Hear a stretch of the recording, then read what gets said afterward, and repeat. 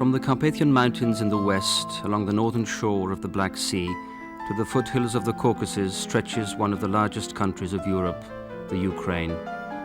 For centuries, this fertile land, often referred to as the breadbasket of Europe, has been the object of conquest and a thoroughfare for commerce between the Baltic and Black Sea regions, a bridge between Western Europe and Asia.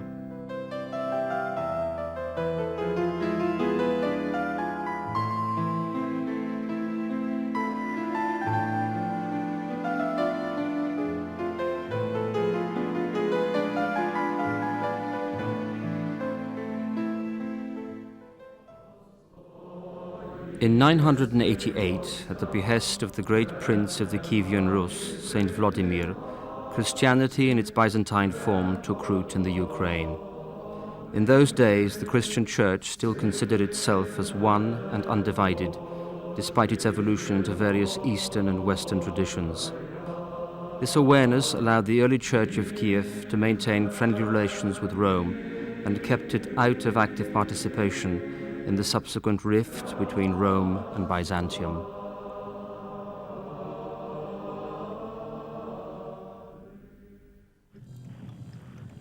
In the 13th century, Kiev was sacked by the Mongols. Neighboring nations divided the Kievan state among themselves.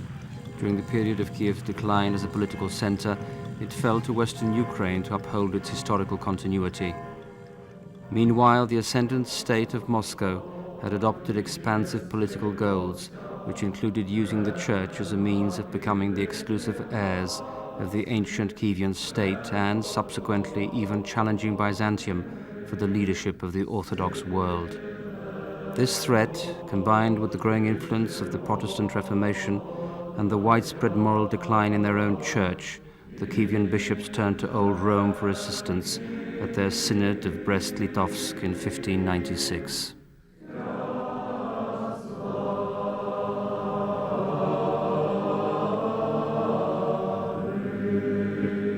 Their intention was to protect and retain the Eastern identity of their church, yet they also hoped that renewing communion with the Apostolic See of Rome would help counter the threat of the Protestant Reformation, assist in the reform of their church, and bring it social equality with the Latin Church.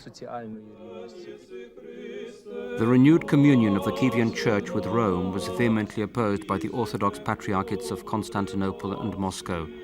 So the history of what is now popularly known as the Ukrainian Greek Catholic Church became a struggle for the right to exist as an Eastern Church in communion with Rome.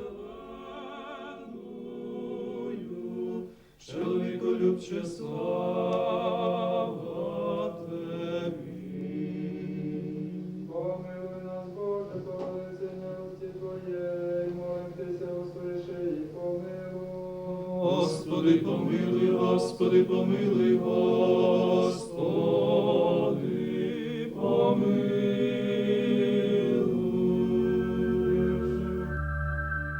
From the early 17th century to the outbreak of World War II, the Ukraine was invariably divided into two parts, a western part under the Polish state and an eastern part under the Russian Empire. The Russian Tsars had declared themselves defenders of orthodoxy and promoters of pan-Slavic unity, effectively a Russian melting pot for all non-Russian Slavs and Orthodox believers. Their main anger was directed against the Ukrainian Church in communion with Rome because it symbolized political and ecclesiastical independence from Moscow. Each time they gained control over a part of the Ukraine, they outlawed and persecuted this Ukrainian Church. In the 18th century, 8 of 12 million Ukrainian faithful loyal to Rome were forced to embrace Russian Orthodoxy. Eastern Catholics practically ceased to exist on Ukrainian lands in the Russian Empire.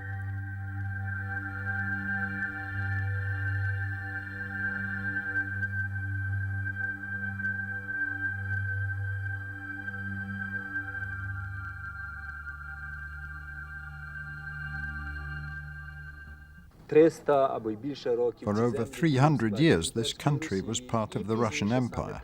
Later, with the Bolshevik uprising of 1917, it was not spared the bloody events that followed the creation of a totalitarian regime, one of whose principal policies was mass forced atheism.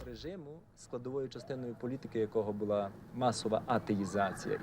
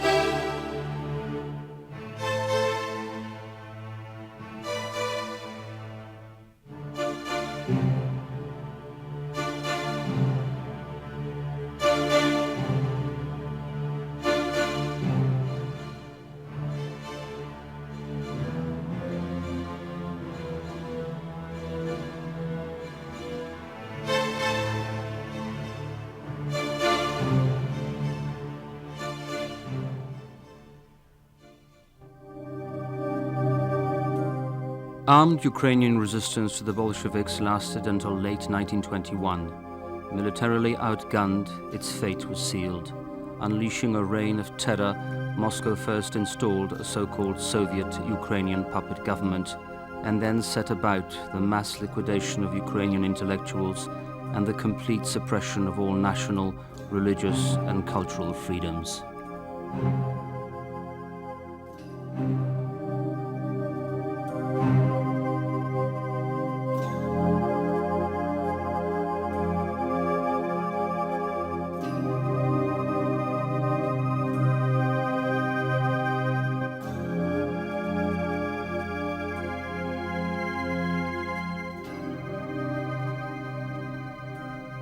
The wave of terror climaxed in 1933-34 when the communists decided to collectivize agriculture by force and rob the peasants of their means of livelihood. More than 6 million people suffered death by starvation in this Ukrainian Holocaust.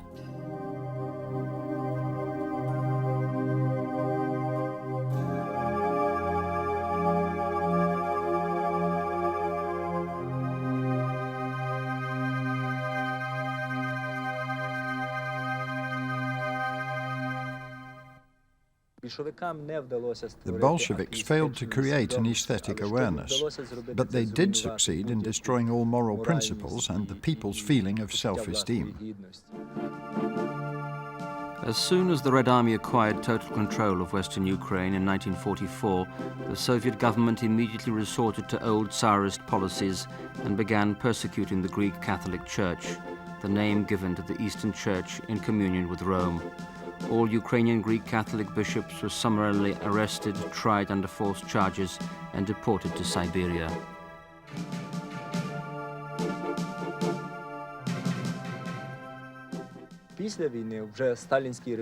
After the war, Stalin implemented a policy aimed at destroying the traditional identity of Western Ukrainian life. Anti-church policies played an important part in this program of Sovietization. It was not simply a policy of introducing atheism, but rather a concerted attempt to marginalize the Catholic Church by deporting the Polish population to Poland on the one hand, and on the other by forcibly incorporating the Greek Catholics into the Russian Orthodox Church, even though historically the two had never been united before. In 1946, a Pseudo-Synod took place. Not one single Greek Catholic bishop attended, because in fact it had been organized by the KGB as a forum to announce the supposed self-dissolution of the Greek Catholic Church and the automatic conversion of all Greek Catholics to the Orthodox faith. Father Kostelnik opens the session of the Synod. I declare our Holy Synod open, convoked to unite the Greek Catholic Church with the Russian Orthodox Church. I propose that the Synod should rule on the following matters.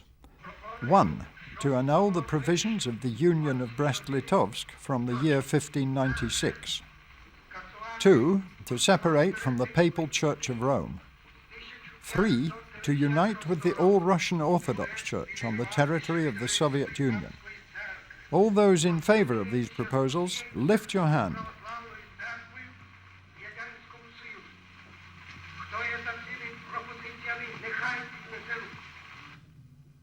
All participants of the Lviv Synod of the Greek Catholic Church unanimously accept Father Kostelnik's proposals.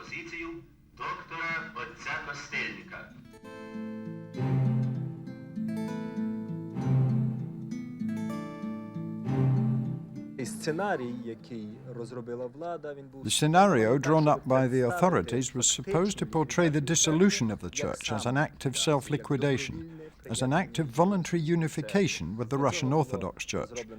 A special plan was prepared to achieve this. We now have access to documents showing how this was done. The Soviet authorities were able to find, let us call them turncoats, willing to collaborate with them.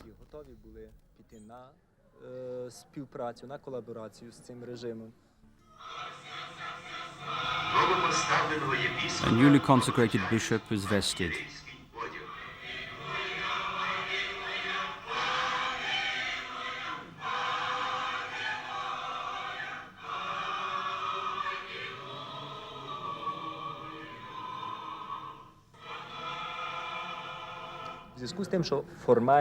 One result of the Greek Catholic Church formally being declared non-existent was the automatic transfer of all Greek Catholic property to the Russian Orthodox Church.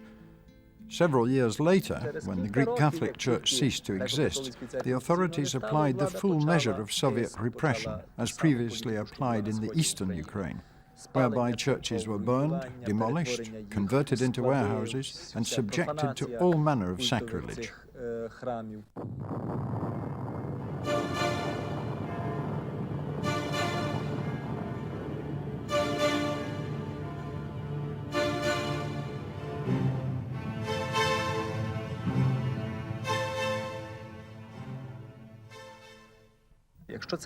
When a church was closed, the faithful made every effort to hide the more precious items like chalices, liturgical items, as well as valuable icons, wherever they could, including in their own homes.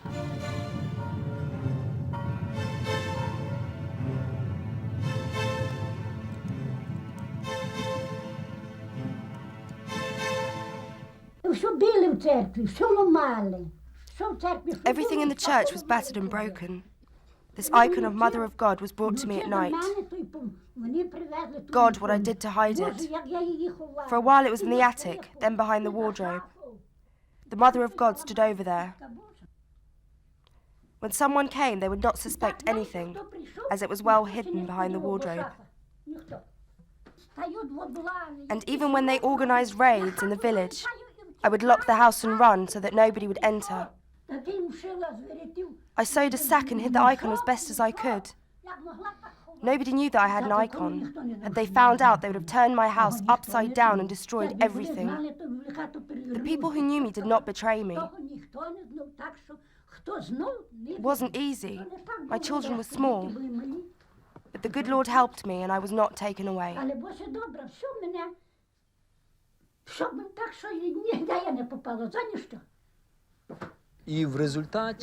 And so it was, especially under Khrushchev, and this is a paradox since the West associates Khrushchev with liberal policies and the introduction of a measure of freedom, that the most severe church closing policies were introduced. That even included the closing of churches that formerly belonged to the Russian Orthodox Church.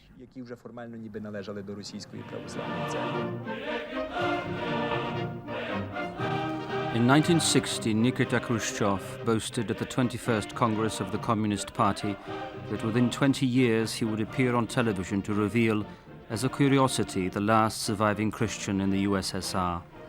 Khrushchev assured his audience that after the death of this individual, Christianity would cease to exist altogether in what he dubbed the fatherland of the Holy Proletariat.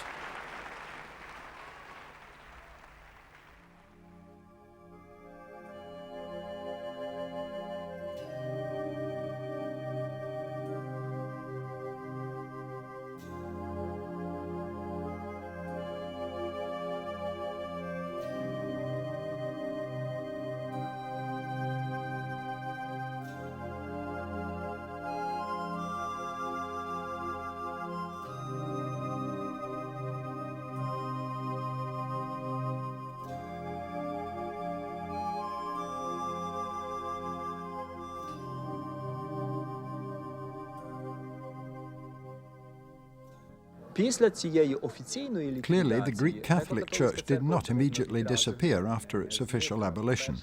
Firstly, because its believers continued to practice their faith, maintaining a tradition of old religious practices and customs. Secondly, and more importantly, because despite the extreme use of force, repression, deportation and other means of coercion, part of the clergy, mainly monks, did not yield to this policy of enforced orthodoxy and instead went underground into the catacombs. This resulted in the creation of one of the largest underground churches of the 20th century and at the same time one of the most powerful opposition forces within the Soviet Union.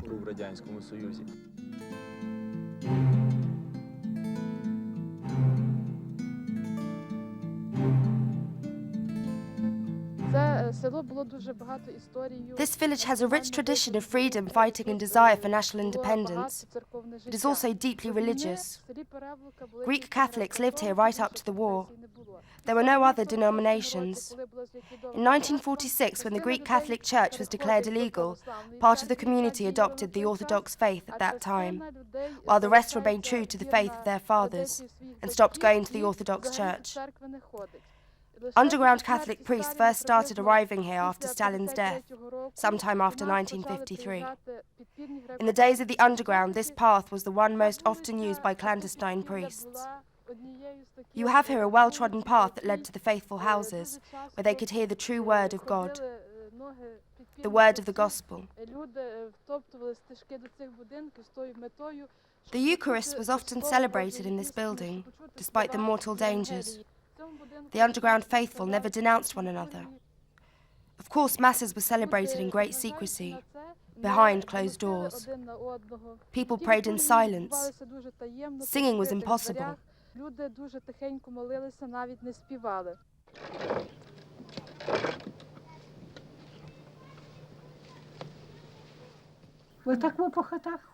would meet in different houses to pray.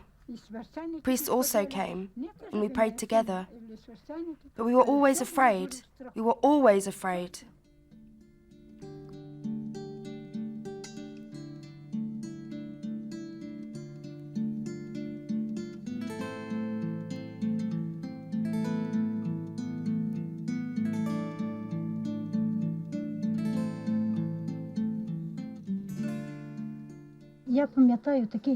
I remember it was the summer. The Greek Catholic Church was still in the underground. The bishop was due to come to celebrate the Eucharist in our house. There were many people present, confessions taking place in one room, preparations for the liturgy in the other. We would decorate the room to resemble a real church, as much as possible.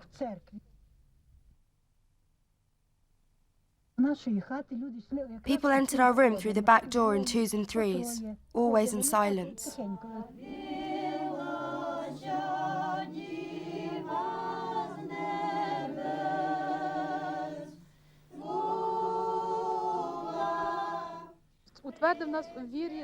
Our grandfather was a very devout Greek Catholic.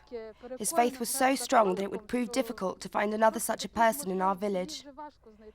The local party instructed him to join the party, saying that he would want for nothing.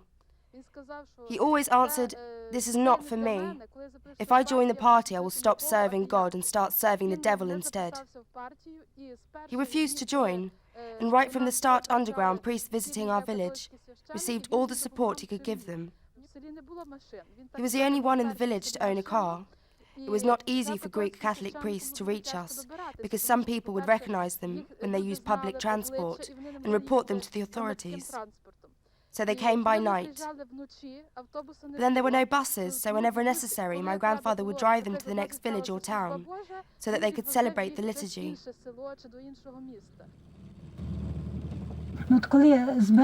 We gathered, but he did not come. The wenting went on and on. We grew nervous and worried that perhaps the militia.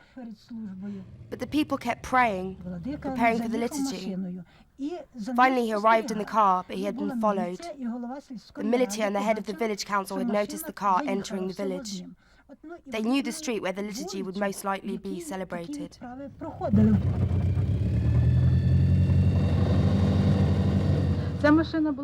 That car was also a sign for the faithful that the liturgy was most likely to be celebrated.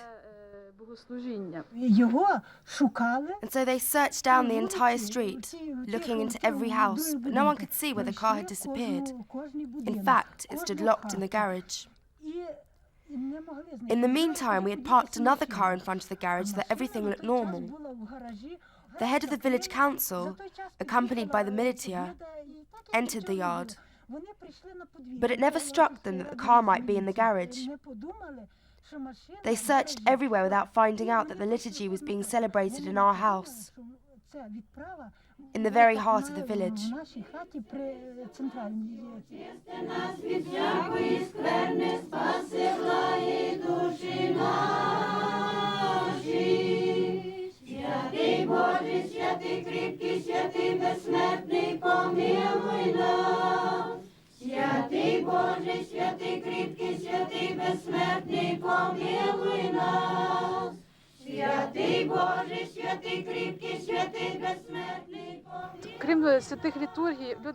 Besides the underground liturgy, the priest's visit was a welcome opportunity for confession, for a marriage ceremony, and to have children baptized.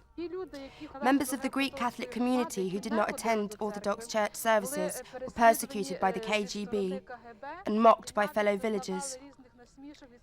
It was particularly difficult for children when they were laughed at.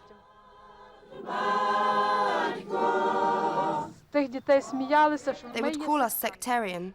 They would say, "You are not even Christians. You belong to a sect." Morally, that was very difficult for us to live with. Our parents would teach us that we belonged to the Universal Catholic Church, while our friends and other villagers would say something completely different. Naturally, our upbringing and faith in God helped us to live through the jeering and persecutions suffered by our parents. At that time, we did not understand the meaning of true Christianity and the faith of our parents.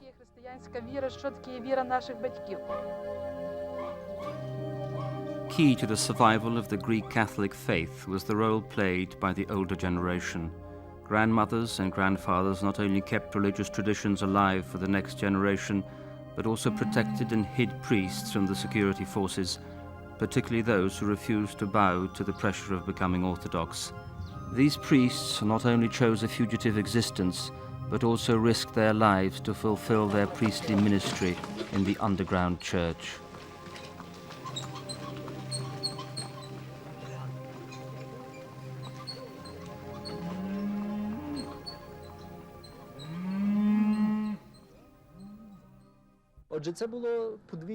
Priests led a dual existence, doubling during the day as accountants and doctors.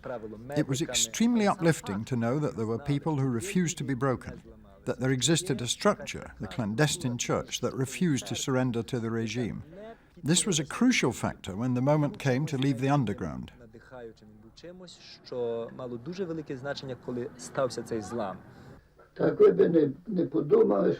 Nobody suspected that I lived here. This was a small cottage with two old people who were her parents. She was still a small girl at the time.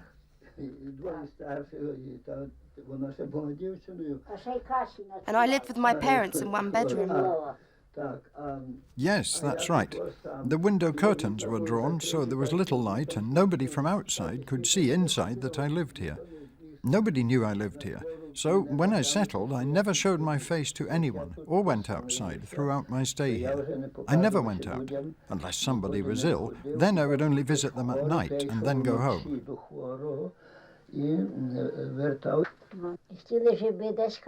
A place for you to stay had to be found. People did not want to hear about it. They were afraid. They had rooms, but they were afraid. My parents said, "We place our trust in God. May His will be done." And they took him in.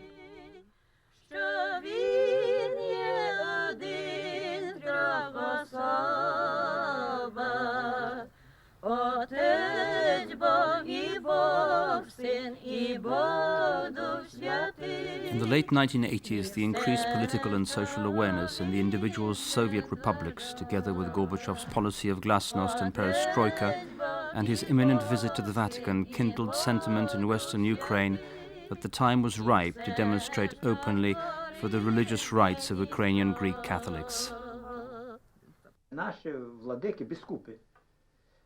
Our bishops went to Moscow and started a hunger strike for the legalization of the Greek Catholic Church. Many journalists covered the event and everyone spoke freely. And so we announced to the world that such a church existed, that a people were struggling for the rights of the Greek Catholic Church. For many did not know that we even existed. Our banners proclaimed that we numbered 5 million Catholics and that we wanted to pray in our own places of worship. We demanded that our sanctuaries be returned. 72 of us slept in rows in one room for 6 months. And that was how we slept. That was the duration of our hunger strike. Some people participated for a week, others even for up to a month. I myself took part 4 times for a week at a time. Newspapers began writing about us. Photographs were taken, and the daily newspapers, Svoboda, reported continually about our hunger strike. As a result, we achieved our goal, and the Greek Catholic Church was legalized. The Greek Catholic Church was legally registered as an official religion of the Ukraine in 1990. Thousands of faithful subsequently left the Orthodox Church to return to the Greek Catholic communities of their forefathers. Although legalized, the Greek Catholic Church was not rehabilitated, which meant that all church properties confiscated and given to the Orthodox Church after 1946 were not historically recognized as belonging to the Greek Catholic Church and thus not returned.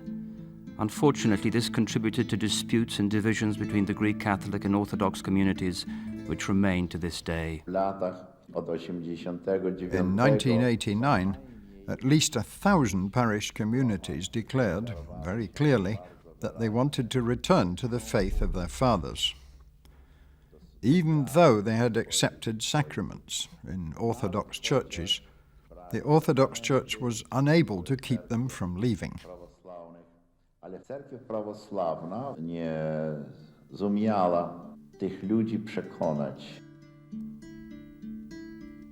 To avoid aggravating the situation regarding the Orthodox Church, many Greek Catholics took the initiative into their own hands and began building new churches, a remarkable feat in light of the extensive destruction suffered by existing Greek Catholic churches.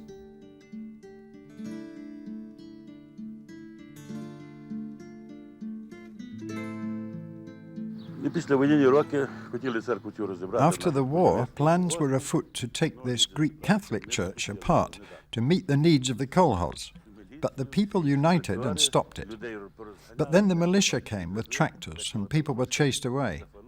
Some were carried off, others fined, albeit with small fines.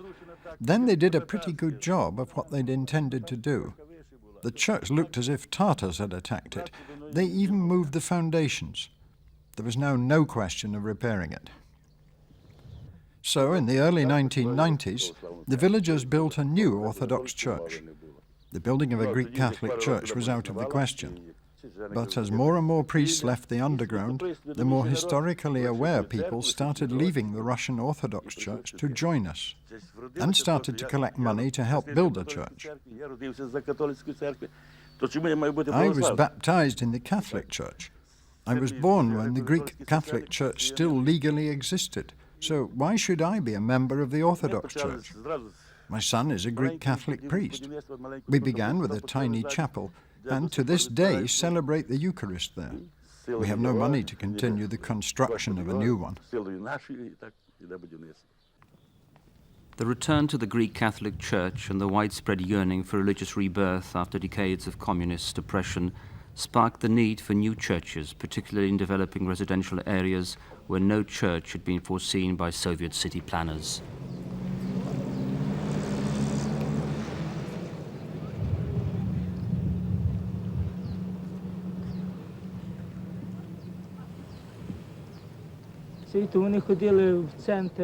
Parishioners used to travel to the cathedral in the city centre, but there was never enough space there, so we built a provisional chapel here. In 1994, we began to build our own church, which is now nearing completion thanks to God and the assistance of Aid to the Church in Need. All that remains to be done before we can attend our new church is the plastering and heating.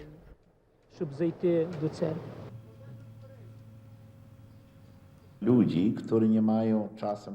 are many people who often do not have anything to eat. Yet, when it comes to building a church, a Greek Catholic Church, somehow in a mysterious way they offer their time, their energy, and even the little money they have.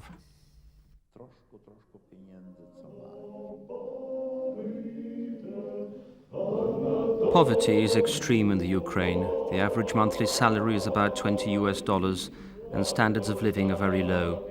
Despite this, new churches and convents are springing up like mushrooms after rain.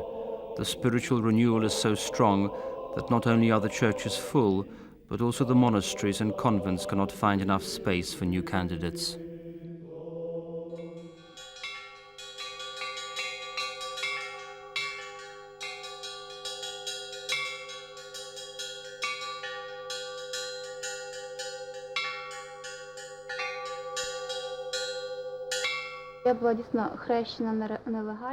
I was baptized illegally in my aunt's house. I was 6 years old when the priest came. All I can remember is that we always celebrated the main religious feasts such as Easter and Christmas. Our family celebrated on those days, unlike others who were very skeptical. We usually visited our grandmother in the village, where nobody would recognize us. I remember how we used to eat pashal bread at Easter, and how we would sit at a festive table to celebrate Christmas Eve. My father was a believer, but he could not risk celebrating these holy days at home where someone could find out.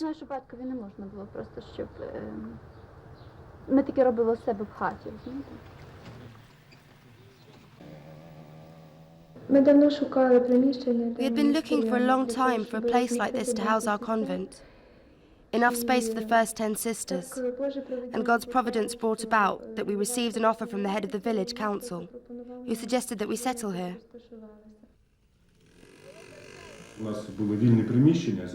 We had buildings that were not in use, and I think it was God's will that we should welcome the sisters here. At first we'd become acquainted with Father Grigori, and only later did we get around to talking about how good it would be if nuns could establish a monastery in our village.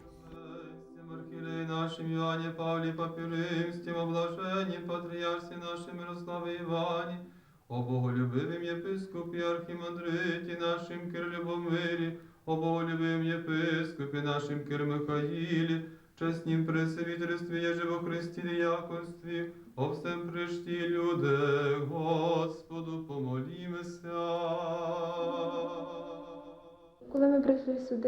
When we arrived, the place looked like a ruin. Nobody had lived here for a year and there was no heating. But we were very happy, for we had a place where we would begin our work. Aid to the Church in Need organisation more than anybody helped us get started. Their financial support allowed us to carry out major repairs on one of the larger buildings, where we now have our cells, a refectory, a kitchen and a small office. We were also able to build a wall around our convent. That was very important for us, as the convent is located in the centre of the village. Otherwise, the sisters would suffer discomfort, particularly when they want to pray, or to be outdoors in the garden alone. І на ляцию співає царство істини, радою кротости і правди, і наставить тя дивно десниця твоя. Стріли твоя і сошрене сильне людя под тобою падуть з серця враг. Наш спосіб життя вимагає. For a contemplative nun, having her own cell meets a vital need in her monastic life. That need cannot for the moment be met for all the sisters. Not even a quarter of our sisters have their own cell. Many have to share a cell with 3, 4 or 5 other sisters. По троє, по четверо.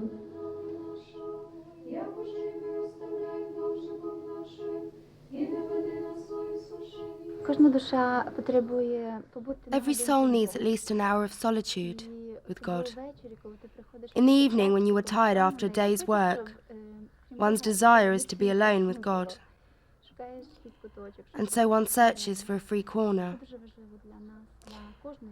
Each one of us needs that, a separate room in which you can pray in solitude.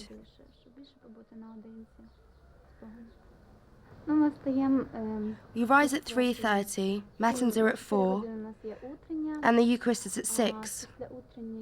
We have our first meal about 9, after which the sisters go about their work, sewing, weaving nets, or working in the garden.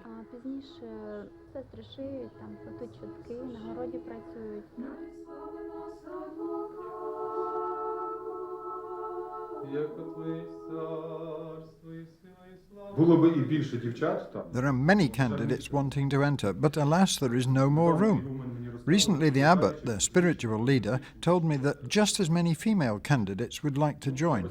For me, it's a completely incomprehensible phenomenon which cannot be explained in human terms. At first there were 10 sisters, now there are 26. More than anything, we would dearly like to redo and widen the chapel. It is already too small and we just do not fit. We have no library, no room large enough to gather village children for catechism classes.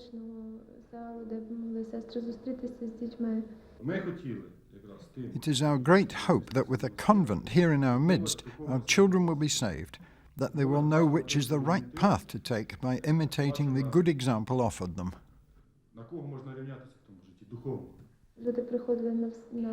People would come to us on major feasts to attend the all-night vigils that last from Saturday through to Sunday. They would tell us that when they are here, they feel something extraordinary. In other words, the sisters' prayer uplifts them spiritually and helps them to live with God.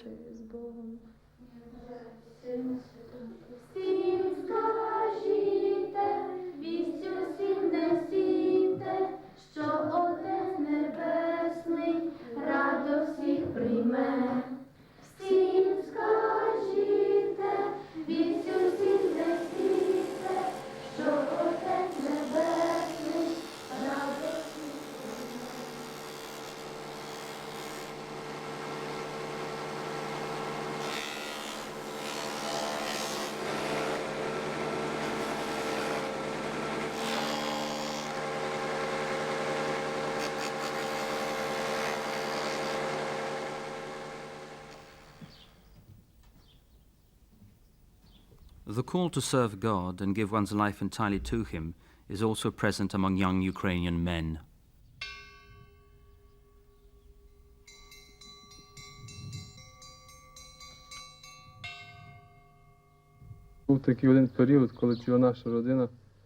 I remember moments when our family had a deep experience of conversion and reconciliation with God. Of course, as children we all went to the Orthodox Church because it was always open, whereas the Greek Catholic Church was closed.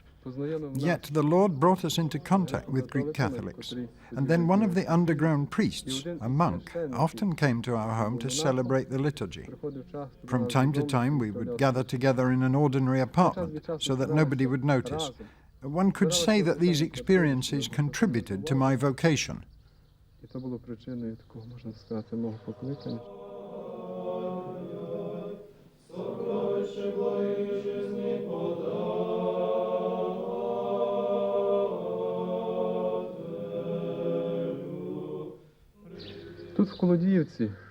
This building formerly housed the village school in Kowadyivka. The parish priest and community very much wanted monks to settle here. They made every effort to renovate the school and to a degree adapted it to meet the needs of monastic life. We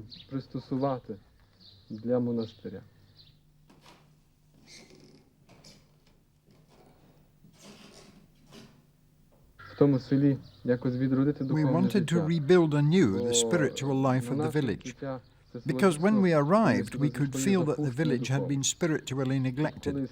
Many of the inhabitants did not lead Christian lives, so at first it was difficult for us to live and work with them. They were cold and listless, but thank God much has changed since then.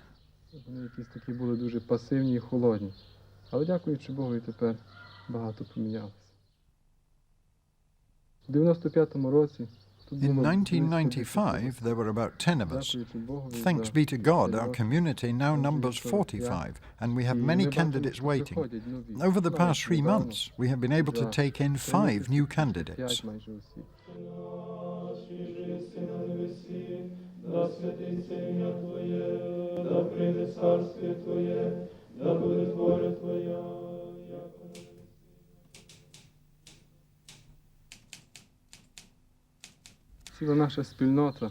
Our community has 45 members, whereas the building is designed to accommodate only 20, for there are only 20 separate cells. But quite obviously, each one of us should have his own cell. The old school was in a very poor state and had been inadequately renovated.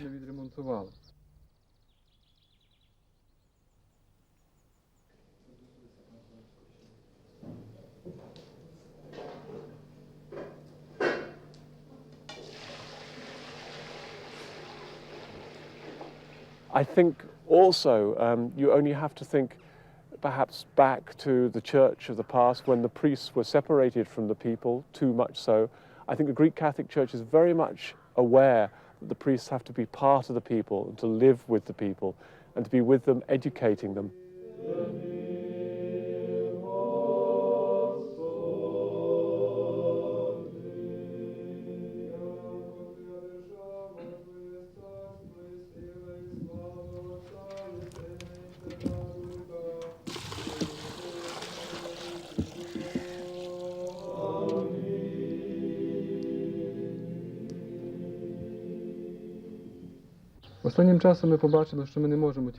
Lately, we have come to understand that we cannot live totally enclosed lives.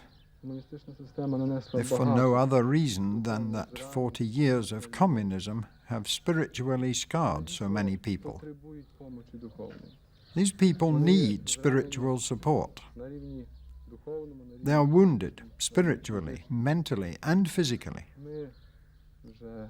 4 years ago, we started inviting local people to spend 1 day a month in prayer with us.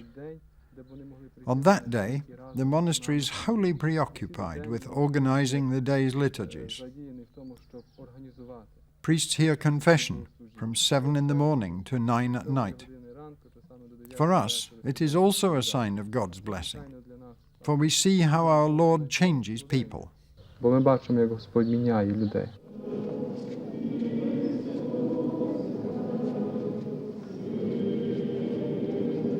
The renewal of church and faith is evident not only among those called to a religious vocation. There is a growing awareness among the laity that they too have a role to play in renewing Christian values in the Ukraine.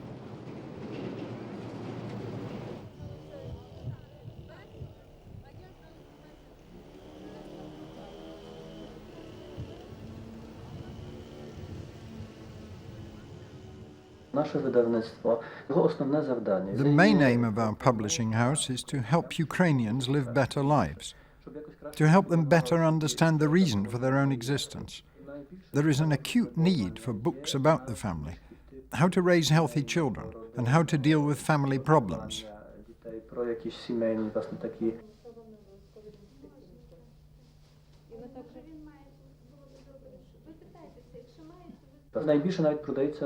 Prayer books with liturgical texts are the best sellers, along with books dealing with the problem of sects, a growing problem in the Ukraine. When people aren't paid and the choice boils down to bread or books, bread always wins. But in spite of everything, I often see people spending money put aside for a rainy day to purchase a book or two.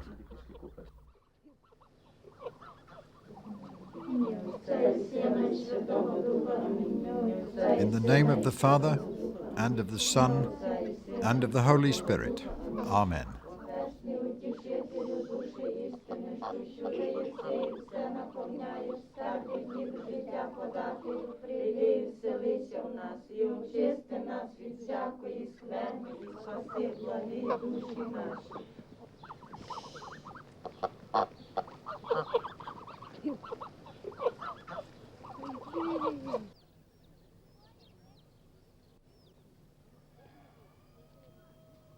One of the most visible signs of a reawakening of faith in the Ukraine is Zarvanitsa, with its immense pilgrimages where up to 300,000 pilgrims gather for an annual act of repentance and reconciliation.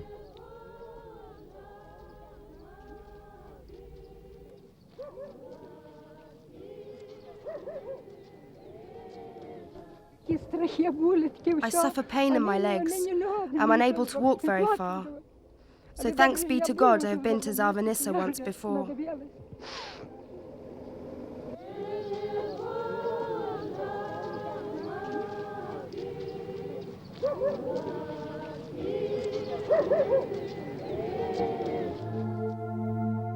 This holy site dates back to the 13th century, when the Mother of God appeared here to an itinerant monk, inspiring him to paint a miraculous icon in her name. Miracles allegedly continue, and many people claim to have regained their health thanks to the purported miraculous healing powers attributed to the water that flows from its springs.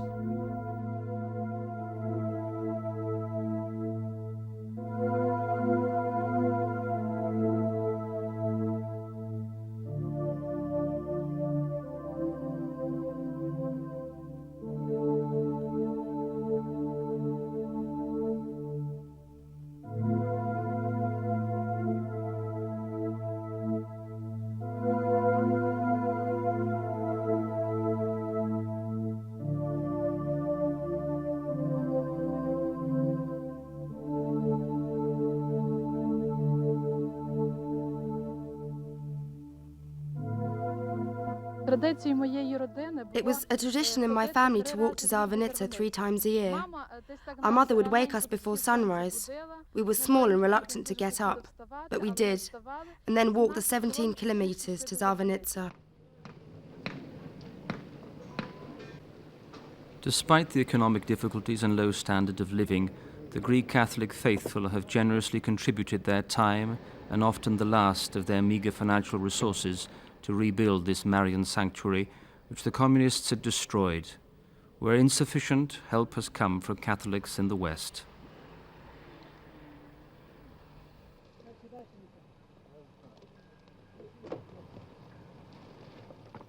My dream was always for Zarvanitsa to grow. We built 2 retreat houses, pilgrim hostels, and a refectory. We had no money, so we began collecting penny by penny. Later, we received help from Aid to the Church in Need. I feel a great joy that it was possible to build such a sanctuary. It's unimaginable that such a large church could be finished in such a short time. Many thanks to those who gave money for this sanctuary. May the Lord bless them. Something enormous has been achieved, and its benefits will be with us to the end of the world. Zarvanitsa is not only a place of pilgrimage, but also a holy site for both Greek Catholics and Orthodox faithful. It is a sanctuary where many pray for unity, following years of division and discord. It is our desire that there be one fold and one shepherd. We dearly want our churches to be united. I thought that if I went to Zarvanitsa, perhaps, God willing, we would become united. How terribly painful. One family in the same village, yet one member goes to one church, the other to another. So closely related, yet my wife's aunt goes here while my wife goes over there.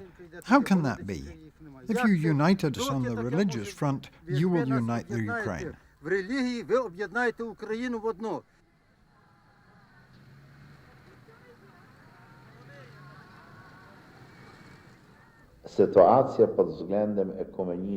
From the ecumenical point of view, the situation is at a standstill.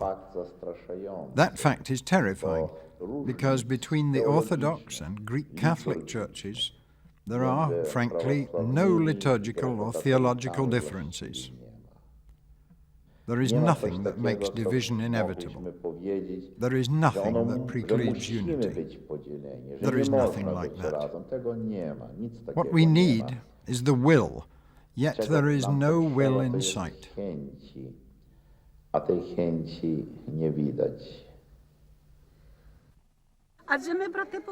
We are blood brothers. We are against barriers. So why should we remain divided? Surely our prayers today and tomorrow will unite us, making the Ukraine as one, prosperous, rich, such that we will attain untold prosperity that we fully deserve.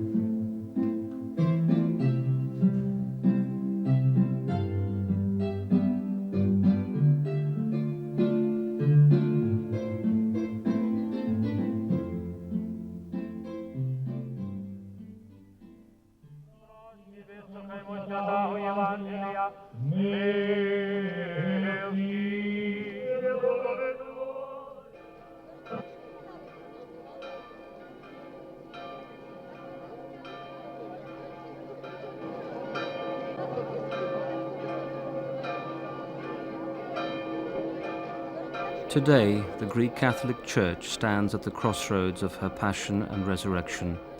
The Passion, 70 years of communist persecution, has left a national heritage barren of spiritual and moral values.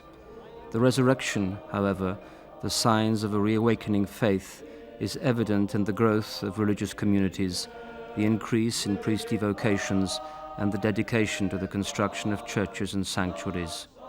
Resurrection, however, is only possible through the Passion, and if the Greek Catholic Church stands at all today, it is thanks to the shoulders of those who stood before, those who suffered persecution and carried the cross so that today the Church might live.